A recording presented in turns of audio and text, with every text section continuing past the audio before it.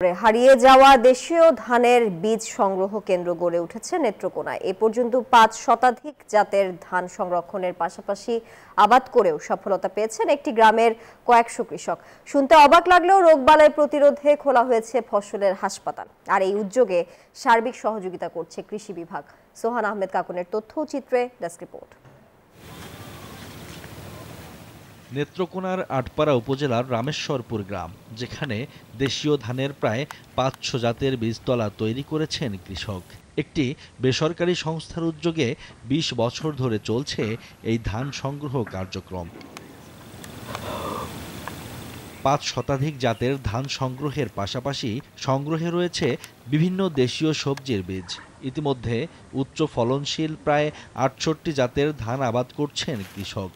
যে জাতি বিলুপ্ত হয়ে গেছেন কি এটা আবার নতুন করে বড় আকারে চাষ করার লাগিয়া ৭০ জন কৃষকরা আমরা দিয়ে দিছি। খাবন দোলান ধানটা বেশি হচ্ছে, এটা এলাকার মালসিরা জাতটাও খুব ভালো ফলন দিতেছে।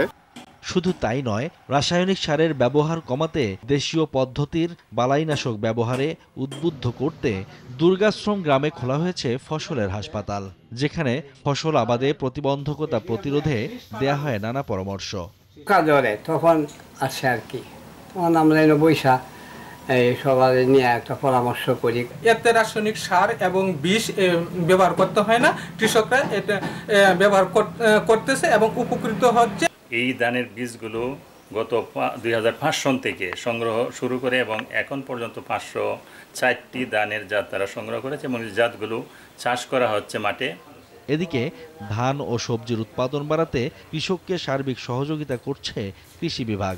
আমরা আশা করি যে আইপিএম পদ্ধতিতে আমাদের এরকম আরো অনেক প্রশিক্ষণপ্রাপ্ত আছে, তাদের কার্যক্রমটি দেখে যদি অন্যান্য কৃষকগুলো যদি এরকম এগিয়ে আসেন, তাহলে আমাদের যেটি টার্গেট যে আমরা যাতে কম খরচে বিষমুক্ত হয়ে পরিবেশ বান্ধব পদ্ধতি অবলম্বন করে ফসলগুলো ফলাতে পারি, এই কার্যক্রমটি আরো প্রসার করবে বলে আমি।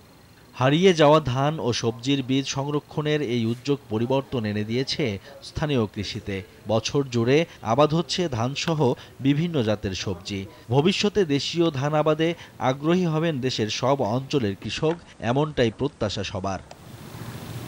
Desk report, news 24। বান্ডেল থাকলে প্রতি সেনমানিতে টাকা বাঁচবে। বিকাশ সেনমানি বান্ডেল কিনে জিতুন প্রতি লেনদেনে।